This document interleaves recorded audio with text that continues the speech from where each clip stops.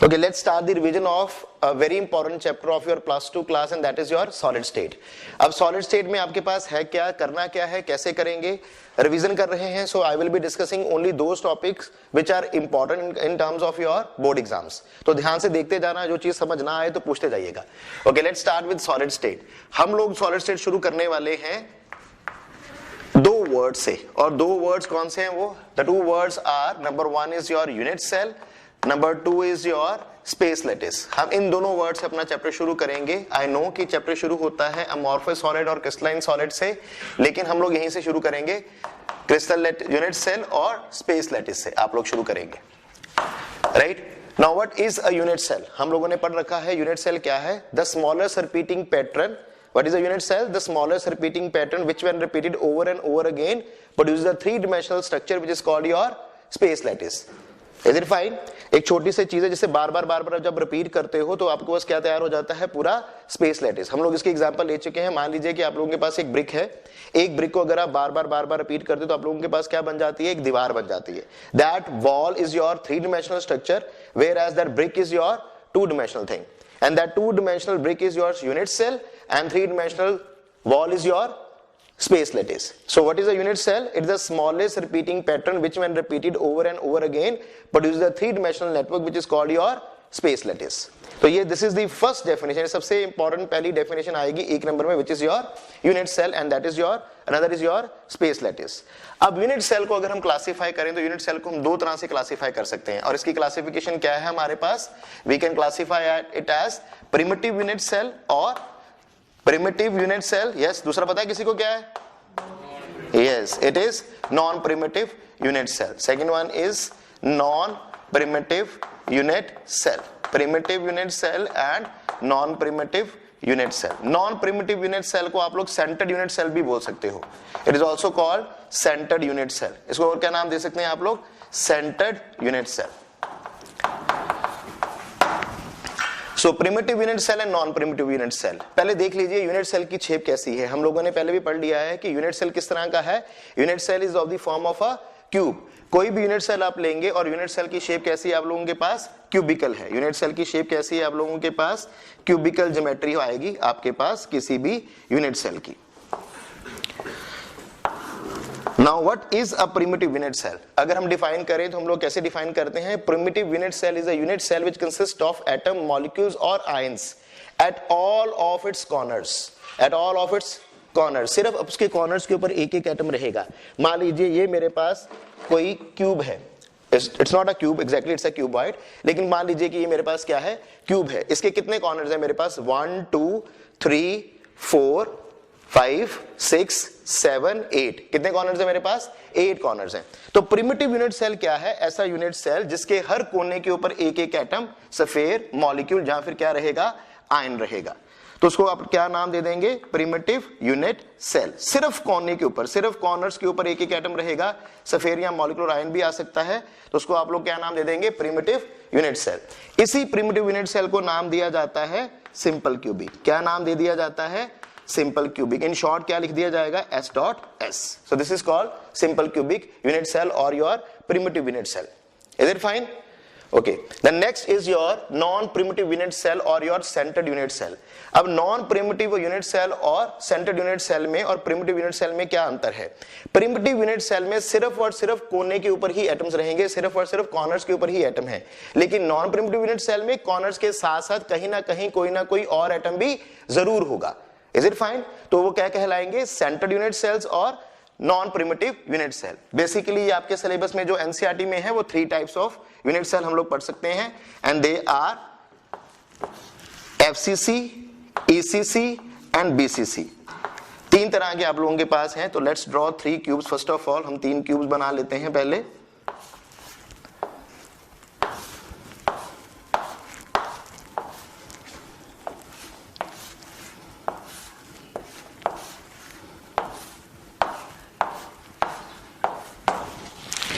सो primitive unit cell और non primitive unit cell में अगर आप देखोगे तो दोनों में कोने के ऊपर तो एटम रहेंगे, कॉर्नर्स के ऊपर एटम दोनों में आएंगे ही आएंगे.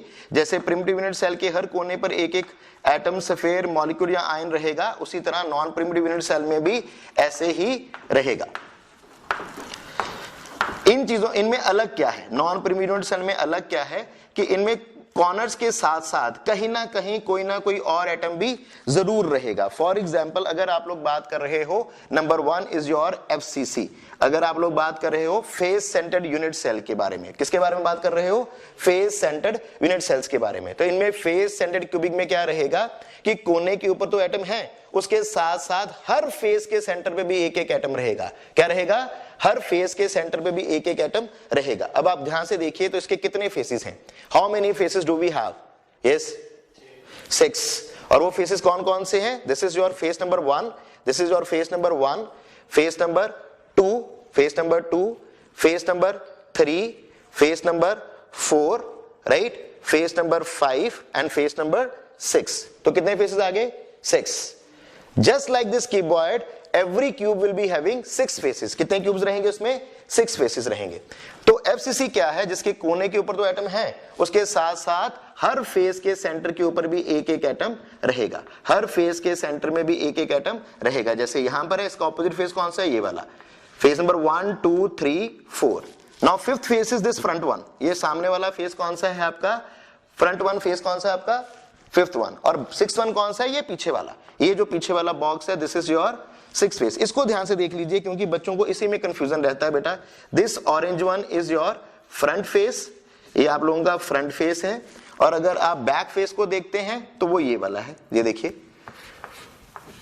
This is your sixth one. Done. तो ये वाला सफेद आप लोगों का जो ऑरेंज वाला सफेद है, ये वाला यहां पर है, ऑरेंज वाले यूनिट्स आपके फेस में आएगा। तो ये आप लोगों के जो बैक वन है वो कहां पर आ रहा है, आप लोगों के सिक्स्थ वन फेस के ऊपर। Is it fine? So this is your face centred unit cell और फेस सेंटर्ड क्यूबिक। इसी तरह से next one is your ECC. Next one क्या आ जाएगा आप लोगों के पास, ईसीसी, और it is also called end centred cubic. याद रखिए क्या कहते हैं इसको हम लोग, एंड सेंटर्ड क्यूबिक। अब एंड सेंटर्ड क्यूबिक में और फेस सेंटर्ड क्यूबिक में क्या अंतर है कि फेस सेंटर्ड क्यूबिक में हर फेस के सेंटर में एक एक एटम था, लेकिन एंड सेंटर्ड क्यूबिक में क्या रहेगा, सिर्फ और सिर्फ दो ऑपोजिट फेसेस के ऊपर एक एक एटम रहेगा। क्या रहेगा, सिर्फ और सिर्फ दो ऑपोजिट फेसेस के ऊपर एक एक एटम आ जाएगा। Now those two opposite faces can be any of your choice. आप अपनी मर्जी के जो मर्जी ले लीजिए, दिस वन और दिस वन, दिस वन और दिस वन, और दिस और this, it's up to you. तो मान लीजिए मैंने ये दो ले लेता हूं मैं लोग, तो ये आप लोगों के पास क्या आ जाएगा, एंड सेंटर्ड क्यूबिक आ जाएगा। This will be your and centred cubic. Now the last one is your BCC or often called body centered cubic। क्या बोला जाएगा इसको, body centered cubic। अब body centered cubic में क्या है कि आपके हर कोने के ऊपर एक एक एटम है, उसके साथ साथ एक एटम बॉडी के सेंटर में है, in the centre of the body. एक एटम कहां है, सेंटर ऑफ द बॉडी में। So this will be called your body centered cubic। Is it fine, clear, okay. तो let's move to the next topic now. Next topic आप लोगों के पास क्या आ जाएगा, number of atom in the unit cell. Next topic में हम लोग क्या करेंगे, number of atoms in the unit cell के बारे में जानेंगे। Now number of atom in the unit cell is designated as Z। इसको किसे नोट करते हैं आप लोग, Z से। अब number of atom in the unit cell का क्या मतलब है कि अगर आप लोग देखो तो आपको इसमें कितने नंबर ऑफ एटम नजर आ रहे हैं। नॉर्मली अगर हम देखें तो हमें कितने नंबर ऑफ एटम नजर आ रहे हैं, 8 at the corners, 6 eight the face centres. तो कितने हो गए, 14। तो इसमें कितने आ गए, 8 एंड 2 10। उसमें कितने आ गए, 8 और 1 9। तो क्या इसमें एक्चुअली 14 और इसमें एक्चुअली 10 और इसमें कितने हैं, 9 एटम्स हैं? The answer is no. Why so, because atom कितने हैं वो मायने नहीं रखेगा, मायने रखेगा कि किसी एटम का कितना कंट्रीब्यूशन है towards unit cell. What is the contribution of atom towards the unit cell? अब उसको समझना जरूरी है। अब ध्यान दीजिए कि अगर कोई एटम आप लोगों का कॉर्नर्स के ऊपर है तो क्या वो एटम पूरा का पूरा यूनिट सेल में अपना कंट्रीब्यूशन दे रहा है कि नहीं। Here if the atom is at the corner, तो वो कुछ इस तरह से पड़ा रहेगा वहां पर। कैसे है, कुछ इस तरह से। तो इस एटम का सिर्फ वही पोर्शन कंसीडर करा जाएगा जो आप लोगों का अंदर आ रहा है, यूनिट सेल में कंट्रीब्यूट कर रहा है, राइट। बाकी आप लोग इसको कंसीडर नहीं करेंगे, you will not be considering the other portion. So अगर कोई एटम कॉर्नर पे है तो उसका सिर्फ और सिर्फ 1/8 पोर्शन, 1/8 पोर्शन ही यूनिट सेल में कंट्रीब्यूट करेगा, बाकी यूनिट सेल में कंट्रीब्यूट नहीं करेगा। Is it fine? So the contribution of atom at the corner is 1/8। Similarly अगर कोई एटम फेस सेंटर पे है, अगर कोई एटम फेस सेंटर पे है तो वो कुछ इस तरह से पड़ा रहेगा वहां पर, तो उसका कंट्रीब्यूशन कैसे है, उसका कंट्रीब्यूशन कितना रहेगा, दैट इज 1/2। कितना है जी, 1/2। यहां पर क्या आ जाएगा, 1/2 आ जाएगा। 1 कंट्रीब्यूशन सिर्फ उस समय पर आएगा जब कोई एटम पूरा का पूरा बॉडी के सेंटर में है, that is in case of body centre, उसका कंट्रीब्यूशन क्या रहेगा, 1 रहेगा। फेस सेंटर्स पर कितना रहेगा, 1/2। कॉर्नर्स पर कितना रहेगा, 1/8। और अगर कहीं आगे जाके आप लोग पढ़ते हैं कि अगर कोई एटम किसी एजिस के ऊपर आ जाता है, से यहां पर आ जाता है एजिस के ऊपर, तो उसका कंट्रीब्यूशन कितना रहेगा, 1/4। But that is not included in your NCERT, वो आप कॉम्पिटिटिव एग्जाम्स में आप लोग उनको यूज कर सकते हैं। तो फिलहाल हम लोग सिर्फ इतना देखते हैं कि कॉर्नर्स के ऊपर कंट्रीब्यूशन कितना है, 1/8, फेस सेंटर्स पे कितना है, 1/2, और आपका बॉडी सेंटर पे कितना है, 1। Is it fine. अब इस चीज को आप कहां इस्तेमाल कर सकते हैं वो देखिए।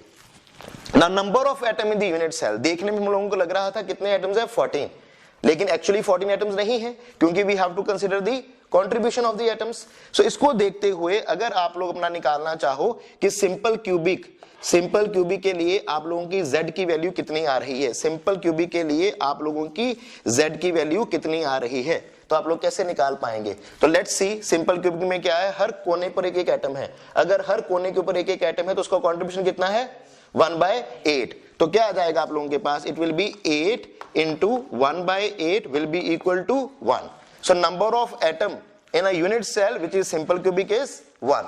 Net number of atoms कितने आ जाएंगे, 1। 1/8 1/8 1/8 1/8 कितना बन जाएगा, 1 बन जाएगा। फॉर एग्जाम्पल आपके घर में एक पिज्जा आया है, तो उस पिज्जे का क्या पूरा का पूरा पोर्शन आपको मिलने वाला है, नहीं, उसकी कुछ स्लाइसेस मिलती हैं आपको। मान लीजिए आप लोगों ने उसकी 8 स्लाइसेस कराई हैं, कितनी स्लाइसेस हैं, 8 स्लाइसेस, दैट मींस कि वो एक स्लाइस का कंट्रीब्यूशन कितना है, 1/8। तो अगर वो 8 की 8 स्लाइसेस आपको मिलती हैं, 8 की 8 स्लाइसेस आपको मिल रही हैं जिसका कंट्रीब्यूशन पर स्लाइस कितना है, 1/8, तब आप लोगों का number of atom in the unit cell कितना बन रहा है, 1 बन रहा है, जहां तब आपके पास पूरा का पूरा पिज्जा आ रहा है, अदरवाइज नहीं आ रहा। Is it fine, okay.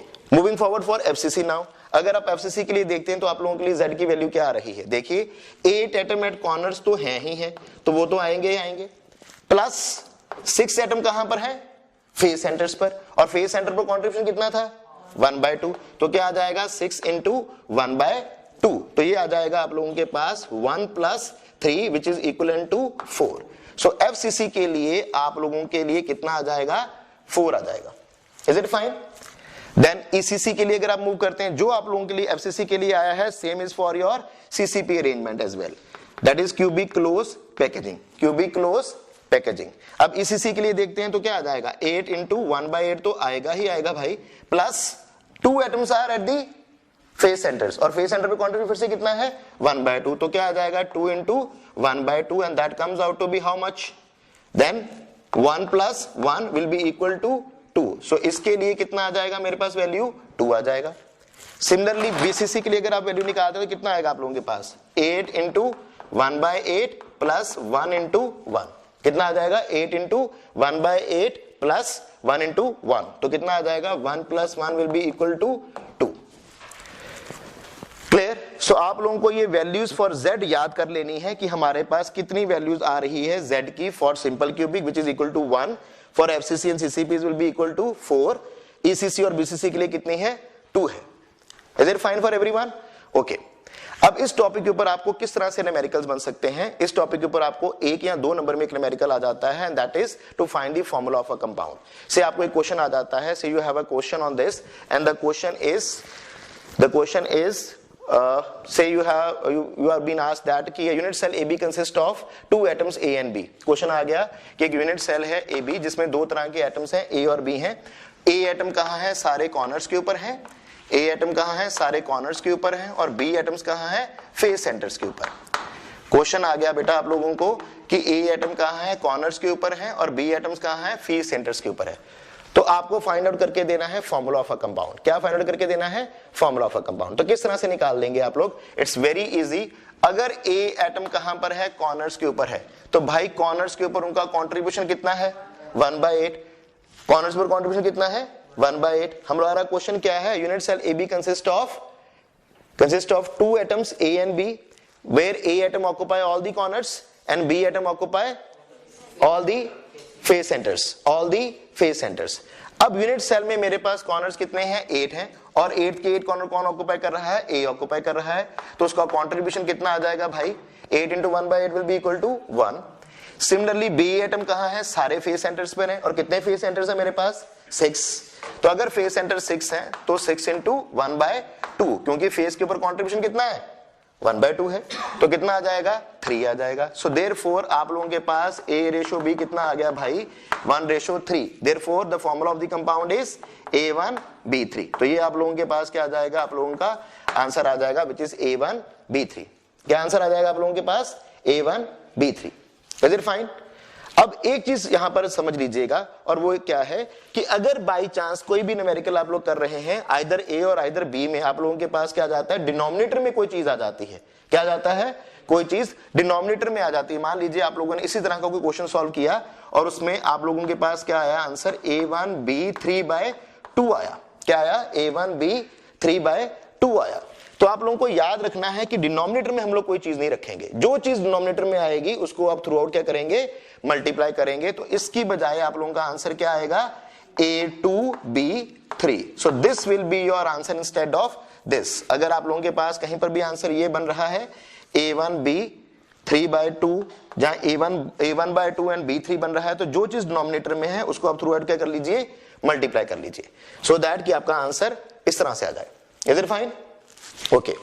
तो ये एक टाइप आप लोगों की इस तरह से कवर हो जाती है, जो 1 या 2 नंबर में आप लोगों को न्यूमेरिकल आ जाएगा. अब यहीं से आगे मूव करते हैं. मान लीजिए हम नेक्स्ट आर्टिकल के ऊपर मूव करते हैं. हम लोगों ने क्या फाइंड आउट कर लिया है? We have already found the value of z. अब z से आगे अगर आप लोग मूव करते हैं तो let's find the density of the unit cell. Our next topic will be density of the unit cell. हम लोग इस चैप्टर को इस तरह से तैयार कर रहे हैं कि हम लोग अपना बोर्ड अच्छे से तैयार कर लें. सो रिवीजन है, इसलिए मैं सारा हर चीज नहीं करा रहा हूं उसमें. Density of the unit cell. Now what do you mean by density of the unit cell?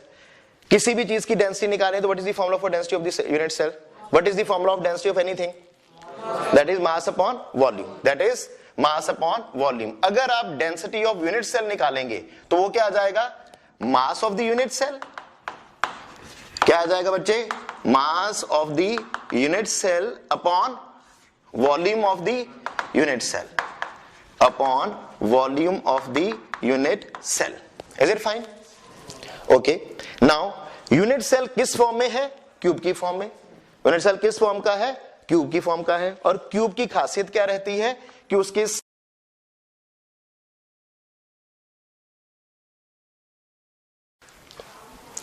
तो let's apply this thing over here now. तो आपके पास a क्यूब कितना आ जाएगा? अगर आप इस a का क्यूब करते हैं अभी, तो a into 10⁻⁻10 centimetre cube will be equal to a cube into 10⁻⁻30 centimetre cube.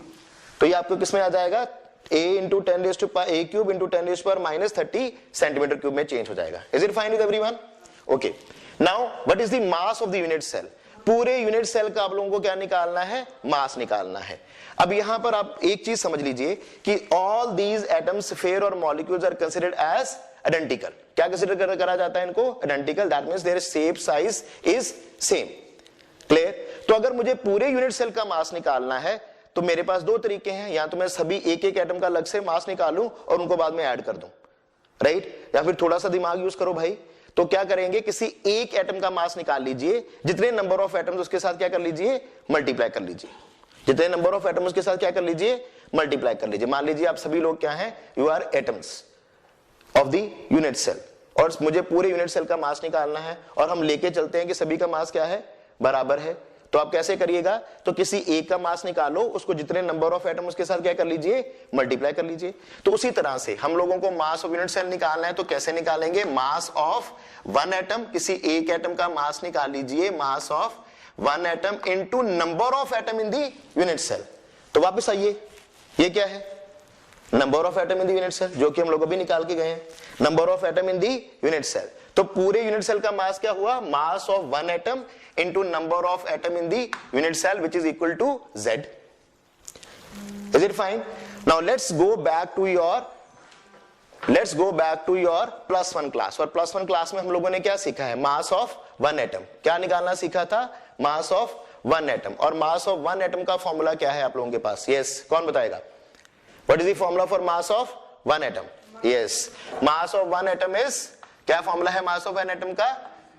Molar mass upon Avogadro number. Molar mass upon Avogadro number आ जाएगा आप लोगों के पास। This is mass of 1 atom, molar mass upon Avogadro number.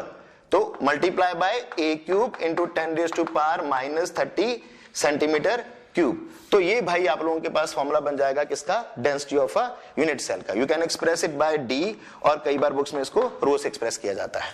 So this will be your complete formula for density of the unit cell.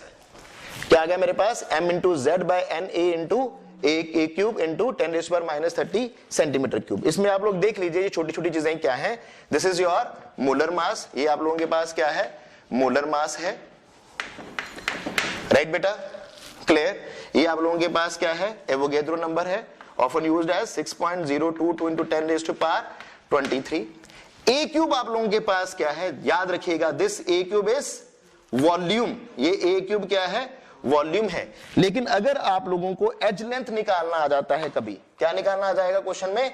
As length. अगर edge length निकालना आ रहा है तो आपको सिर्फ क्या निकाल के देना है? वहां पर a निकाल के देना है। तो a आप लोगों के लिए क्या है यहां पर? As length. a क्या है? Edge length. And what is z? z is your type of the unit cell. Normally type of the unit cell जब निकालना आ जाएगा आप लोगों को, तो आप लोगों को क्या निकाल के देना है वहां पर? z की वैल्यू। क्या निकाल के देना है? z। अब इसमें एक बात याद रखिएगा, अगर फाइंड आउट करते किसी समय आप लोगों की z की वैल्यू 1.9 आ जाती है, 1.96 आ जाती है, तो you will be taking it as 2, क्योंकि हमारे पास यूनिट सेल्स में जब भी हम लोगों ने करा है, हमारे पास z की वैल्यू एक नंबर आया है, राइट? हम लोगों ने इसको फ्रैक्शंस में नहीं फाइंड आउट करा, ना ही कहीं फ्रैक्शंस में आ रहा है। तो अगर आपके पास कभी भी 1 पॉइंट समथिंग आ जाता है, या फिर 2.1 आ जाता है, 2.01 आ जाता है, तो rounded off to 2। Is it fine? Clear है सभी को? Shall I move forward now? तो यहां से ये बहुत इंपॉर्टेंट चीज है आप लोगों के लिए, बोर्ड एग्जाम्स के लिए तो भैया ये बहुत इंपॉर्टेंट चीज है, because there will be definitely a question, जरूर एक क्वेश्चन आने वाला है आप लोगों को आपके बोर्ड एग्जाम से, whether you are appearing in any state board, central board CBSE में अपेयर कर रहे हैं, आप आईसीएसई में अपेयर हो रहे हैं, अगर आप लोग किसी और स्टेट बोर्ड में अपेयर हो रहे हैं, तो you will be definitely having a question from density of the unit cell, जरूर आएगा। हाँ, the different things can be asked from this. कई बार आपको सिर्फ डेंसिटी पूछी जा सकती है, आपको मॉलिक्यूलर मास पूछा जा सकता है, आप लोगों को z पूछा जा सकता है, आप लोगों के पास वॉल्यूम पूछा जा सकता है, एज लेंथ पूछा जा सकता है, anything can be asked from here. Is it fine? Shall I move forward? चलिए इसमें थोड़ा सा और आगे चलते हैं कि हमारे पास और क्या चीज इसमें से पूछी जा सकती है। नेक्स्ट लेक्चर में हम लोग क्या करेंगे, इसके ऊपर बेस सारे न्यूमेरिकल्स करेंगे। आज आप लोग ट्राई करिए, खुद ट्राई करिए, आप लोग कितने न्यूमेरिकल्स आप लोग कर सकते हैं। तो I will be taking your problems and I will be discussing some extra numericals on this in the next lecture. Is it fine? चलिए, इसमें एक टाइप नॉर्मल लेवल के जो क्वेश्चन आ जाएंगे वो इससे हो जाएंगे, लेकिन नेक्स्ट लेवल ऑफ क्वेश्चंस में क्या रहेगा कि आप लोगों को रेडियस ऑफ एन एटम पूछा जाएगा, नियरेस्ट नेबर डिस्टेंस पूछा जाएगा। उसको करने के लिए आप लोगों को रिलेशन करना है, that is relation between A, D and r. हमारे पास 3 वेरिएबल्स हैं, ए इज हम लोगों ने पढ़ लिया एज लेंथ, डी और आर आप लोगों को पता है radius of an atom, and D is your nearest neighbour distance. अब हम लोग इन 3 चीजों को सीख लेंगे और उसके बाद you will be able to do each and every numerical based on your density of the unit cell. Is it fine? तो let's start the next article which is your relation between A, D and R. हम लोग उस article को सीख लेते हैं जो ए, D and are के बीच में है। चलिए,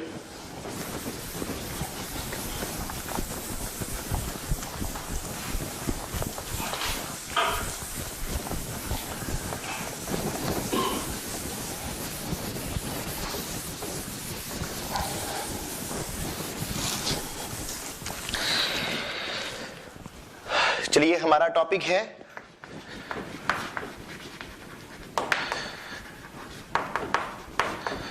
relationship between A, D and r, right? अब ए आप लोगों को पता है कि आप लोगों के पास ए क्या है, नियरेस्ट नेबर डिस्टेंस है। क्या है ए आप लोगों के लिए? नियरेस्ट नेबर डिस्टेंस, ठीक है? खाक ठीक है। क्या है?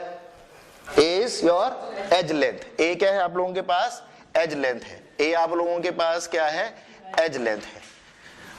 और डी क्या है आप लोगों का? Nearest neighbour distance. ये है आप लोगों के पास nearest neighbour distance. And what is R? Radius of an atom. Is it fine?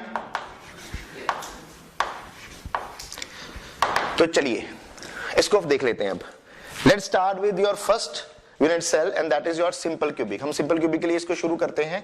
तो देखते हैं सिंपल क्यूबिक के लिए इसका रिलेशन मेरे पास क्या आ जाएगा। तो हमें एक क्यूब बनाना होगा।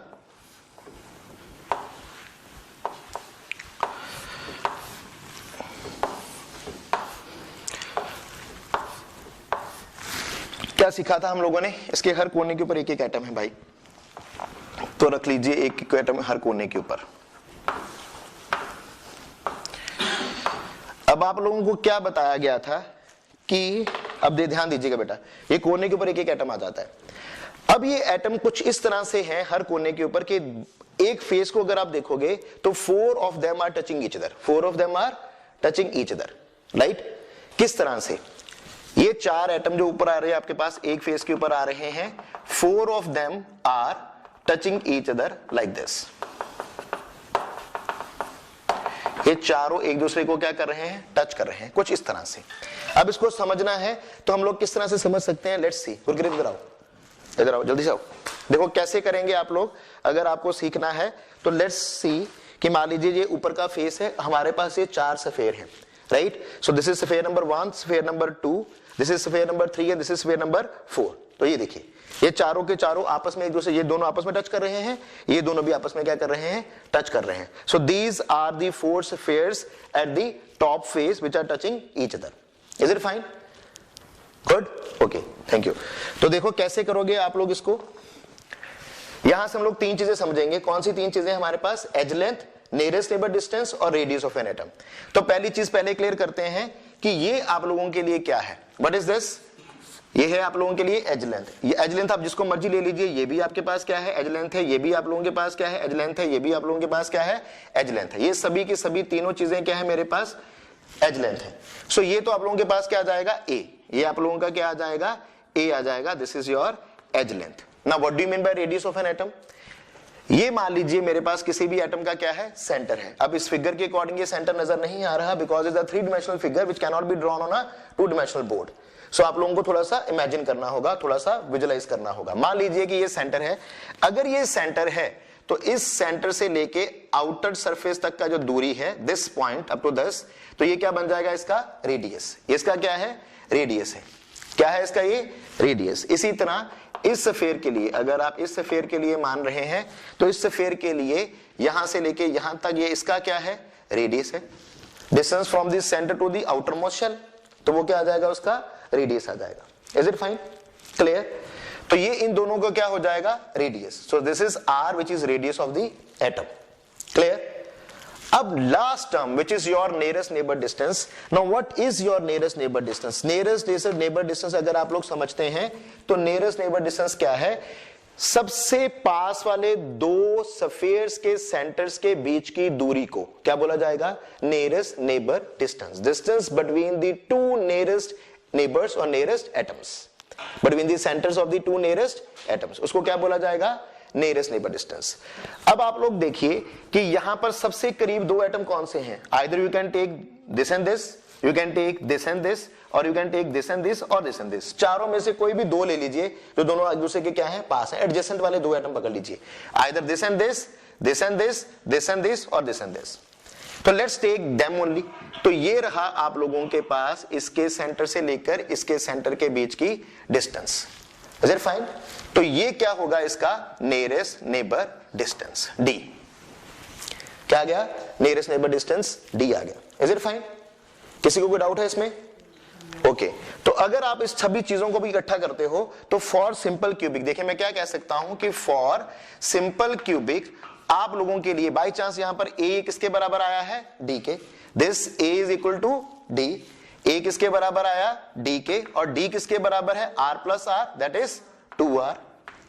देखिए ना, ध्यान से देखिए बेटा, अगर ये a है तो ये भी क्या है? a है। तो ये डिस्टेंस भी क्या हुआ आप लोगों के पास? a हुआ। ये डिस्टेंस a किसके बराबर हुआ, d के, और d किसके बराबर हुआ, 2r के। और what you can say from here, यहां से अगर आप देखो आप ये भी कह सकते हो कि आपके पास आपका r किसके बराबर है, a/2 के। Is it fine?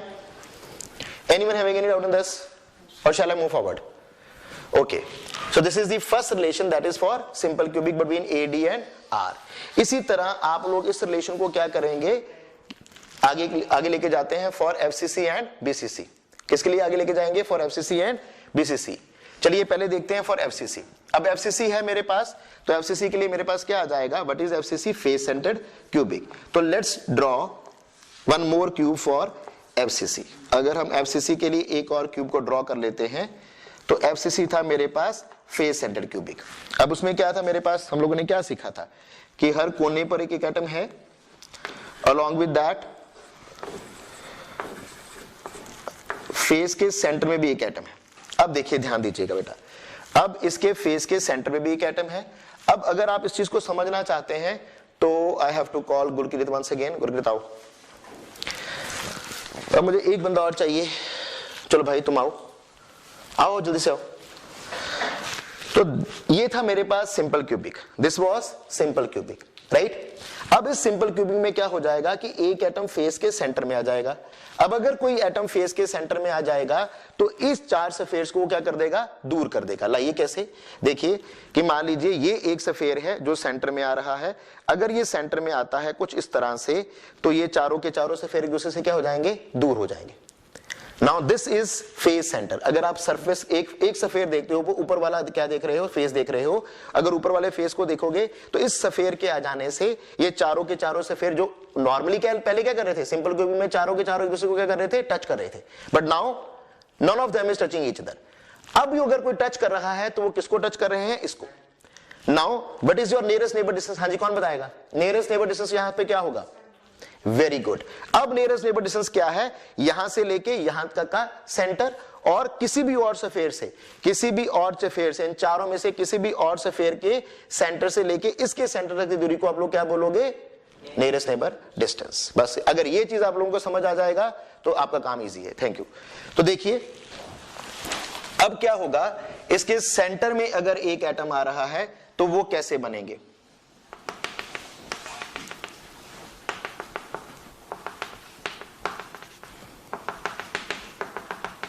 अब जो तीन एटम टच कर रहे हैं वो ये वाले, इज इट फाइन? जो तीन एटम आपस में टच कर रहे हैं अभी, वो ये वाले तीन एटम हो जाएंगे। क्लियर?